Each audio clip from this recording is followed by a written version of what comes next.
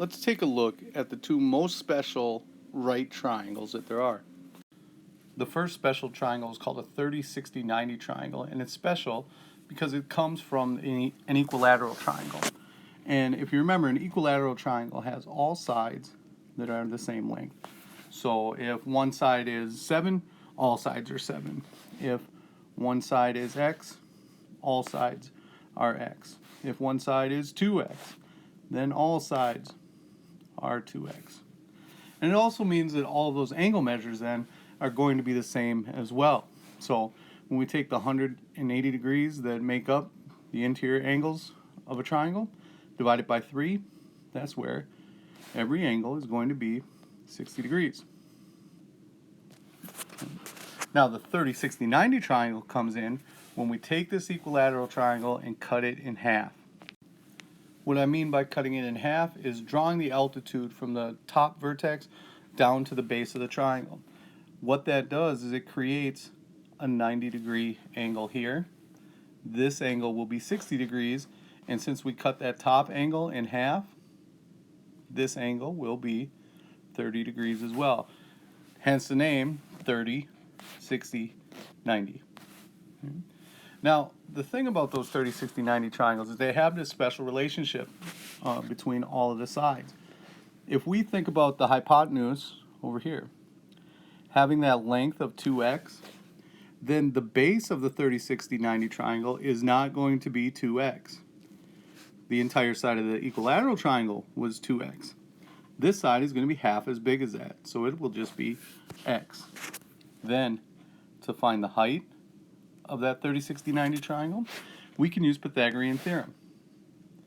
So x squared plus h squared equals 2x squared. So we'll square that.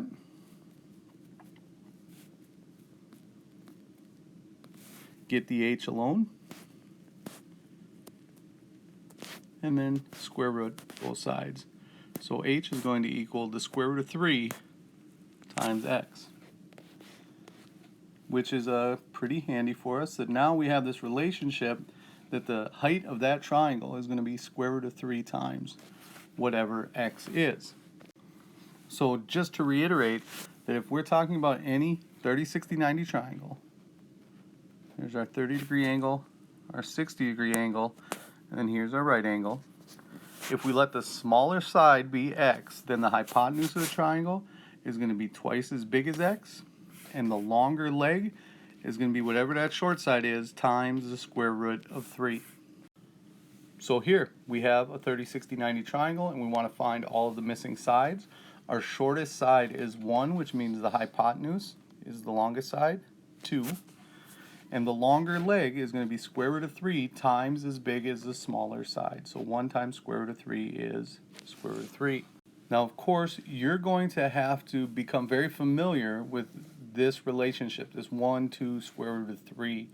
Lots of people, the most common mistake that happens is that people go, oh yeah, I got it. It's 1, 2, 3. It's easy, 1, 2, 3. I got it memorized. That's not a problem. But you got to pay attention because that 3 is not 3. It's the square root of 3. And the square root of 3 is smaller than 2. That's why the hypotenuse has to be 2, because 2 is the larger number and the hypotenuse is the longest side. So what about when we're not given that shortest side? Well, we think about here in this example, we're given that the hypotenuse is 10, that when we went from the smaller side over to the larger side, we multiplied by 2. So that means if we're going backwards, we just have to divide by 2, and the smaller side is going to be 5. Then, to get from the smaller side to the longer leg, we take that 5 and multiply it by square root of 3. But what if we know that longer leg? How do we get back to the other two sides? Well, remember, to get from the short side to the longer leg, we had to multiply by the square root of 3. So working backwards, we're going to have to take that 5 and divide it by the square root of 3. And of course, we have to simplify that to square root of 3. 5 square root of 3 over 3. And that's what this side will be. Then to get from the shorter leg over to the hypotenuse, we double it. We multiply it by 2. So instead of 5 square root of 3 over 3's, it would be 10 square root of 3 over 3's.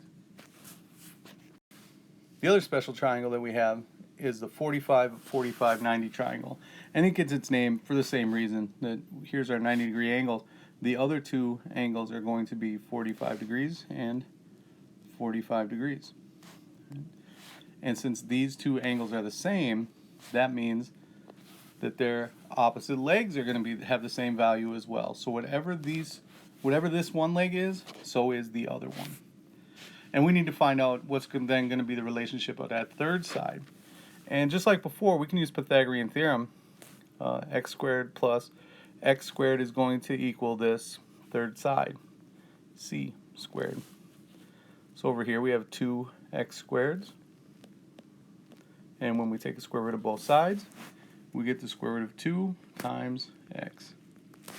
So the hypotenuse here, c, is always going to be whatever x is times the square root of 2. So if we know one of the legs of the triangle is 1 in a 45-45-90 triangle, these two sides have to be the same, so this side is 1 as well. And the hypotenuse is square root of 2 times as big as either of those sides. So 1 times square root of 2 is just square root of 2. If we're going the other way, remember, to get to the hypotenuse, we multiply by the square root of 2. So to get to one of the legs, we're going to take that 1 now and divide it by square root of 2, which of course, when we simplify, is root 2 over 2. As soon as I know that side, I also know this side as well. Let's try one more. What if that hypotenuse is 4? Again, to get from the hypotenuse to one of the legs, we're going to take the 4 and divide it by square root of 2. When we simplify that, we're going to have to multiply numerator and denominator by square root of 2 to get that 4 root 2 over 2. There's a little bit of canceling that's going to happen right here, and it simplifies to 2 root 2. Of course, in our 45-45-90 triangle, those two legs have the same value.